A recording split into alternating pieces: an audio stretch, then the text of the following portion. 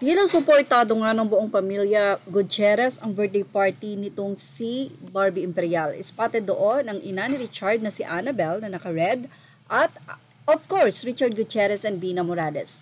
Mukhang ang team ng nasabi nga pong birthday party is red and white dahil makikita nyo na white itong si Vina and itong si Richard Gutierrez while Annabel is wearing red. Samantala, tila suportado naman ng Gutierrez ang birthday party nitong si Barbie Imperial dahil hindi lamang sila Richard and Annabel ang present.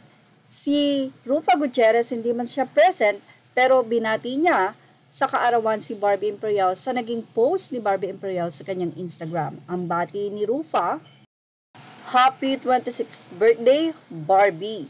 So mukhang very close na rin talaga si Barbie Imperial sa pamilya nitong sila Richard Gutierrez. At alam niyo po ba na may nalaman tayo sa comment section ng mga anonymous commentator? Sabi ng isang netizen, maniniwala na daw sana siya na may relasyon talaga si Barbie or may something si Barbie at Richard. Pero nang nalaman niyang may teleserye, mukhang for lamang daw to, promotion. So, narito po ang iba't ibang reaksyon ng mga netizen.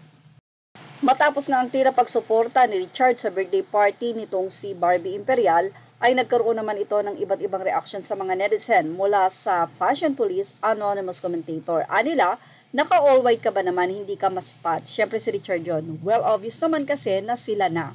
Sino naman ang isang netizen, mismatch daw itong si Richard at itong si Barbie Imperial.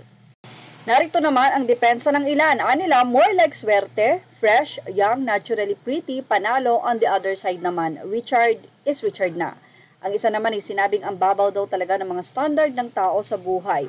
Basta pretty, fresh kahit walang connection or even not same wavelength, okay na lang. No wonder naghihiwalay after. When you're old age, wala ng freshness, dun nyo malalaman if compatible talaga kayo.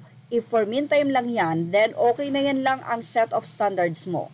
Also, it goes both ways, doesn't mean R is a good catch.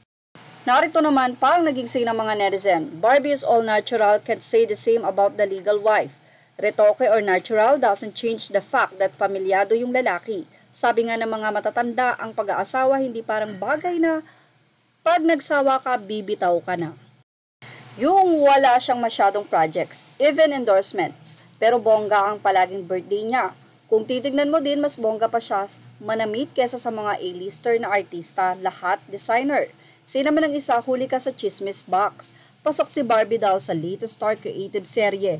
Iba ang nagagawa ng inggit, lol. Kasi ang dami niyang business. Talagang ginamit ang utak niya to invest her income in a good way.